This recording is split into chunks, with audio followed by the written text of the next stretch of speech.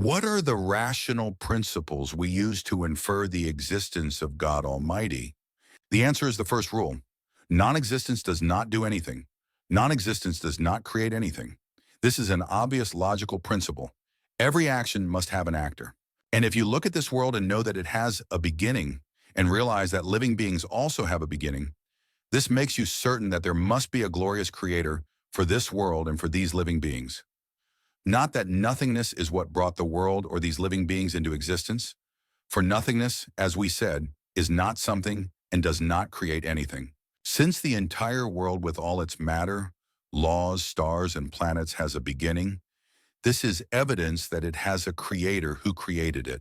The second principle we use to infer the existence of God is that beings indicate some attributes of their creator. If you see something well-crafted, you will conclude that its maker perfected its creation, and your mind will determine that the creator of this thing has the ability to bring it into existence, design it, and control it. And thus we can know some attributes of the creator, glorified be he, by observing his creation. Look at the sky, the earth, the plants, the trees, and the mountains. Look at the animals around you, an amazing world of wondrous creatures. Look inside your body and observe the precise regulation of its functions. I will give you one example of the amazing creation and precise regulation, and there are countless examples of this. The hormone, growth that helps you grow. The concentration of this hormone in the blood is 5 nanograms. If the percentage of this hormone increased by an amount measured in parts of 100 millionths of a gram, meaning the gram is divided into 100 million parts, if this hormone increased by parts of 100 millionths of a gram, it would lead to gigantism, causing the human body to grow in a frightening manner. And if it decreased by parts of 100 millionths of a gram, this leads to dwarfism, the small size of the body and organs. This amazing change is due to a very slight alteration of this hormone. So look at your body that God created in the best form. With this amazing regulation of this hormone and other countless hormones and functions, there is precision and perfection in creation. Indeed, everything we created with measure, so we are surrounded by divine care in every part of our bodies. And the awards that scientists receive are only for discovering some aspects of this care in the world. The third principle by which we infer the existence of God is that what is lacking something cannot give it. Idols in nature do not have the power to create, to bring into existence, or to provide light, and not on precision or perfection. The idols worshipped by disbelievers and the nature believed in by atheists both lack their creator. Idols in nature possess no power over anything, nor do they have the ability to regulate hormones within you with such precision, nor do they have the capacity to encode genetic information, which consists of millions of details within a seed. They lack the ability to create anything, not even themselves. The creator of this world with these wonders is a great, knowledgeable, powerful, wise creator. And now we will provide some simple examples of divine precision, divine knowledge, divine power, and divine wisdom. To understand how the creatures were created by God alone, and not by nature, stones, or idols, while you are in your mother's womb, you never use your lungs to breathe. The oxygen you need comes to you with the mother's blood, and despite not needing the lungs, however, God created your lungs while you were in your mother's womb, because as soon as you leave her womb, you will use your lungs immediately. Otherwise, without your lungs, you wouldn't live a single moment after birth.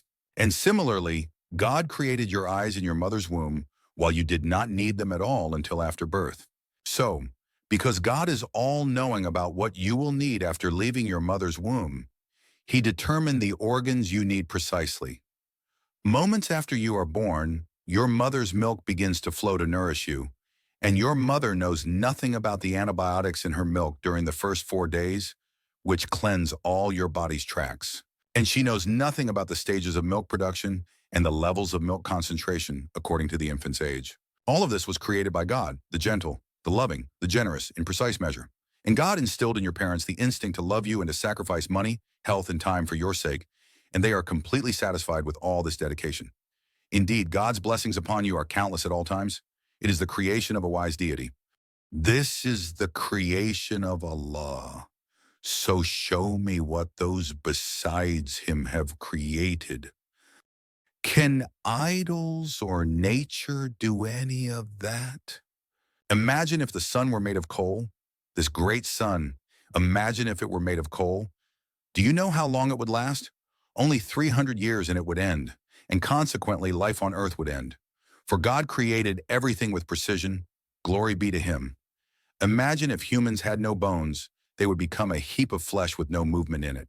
If I continued to present examples with all the knowledge people have for 1,000 years, by God, I would not have mentioned anything of God's blessings in the wondrous creation of God. Say, if the sea were ink for the words of my Lord, the sea would be exhausted before the words of my Lord were exhausted, even if we were to bring the like of it as replenishment. And the Almighty says, if all the trees on earth were pens and the sea were ink, replenished by 7 more seas, the words of God would not be exhausted. God is mighty, wise, and the signs of God in his creation are endless and cannot be counted by anyone. The handiwork of Allah, who perfected everything. He created. Reflecting on these blessings while remembering the beautiful names of Allah increases your faith and knowledge of God. For Allah is the provider, the all-knowing, the wise, the all-aware, the generous, the subtle, the bestower, the Lord of majesty and honor, the ever-living, the sustainer. So reflect on the blessings of Allah, contemplate and glorify him with praise and say, glory be to my Lord, and with his praise. Glorify the name of your Lord, the Most High, who created and fashioned and who determined and guided.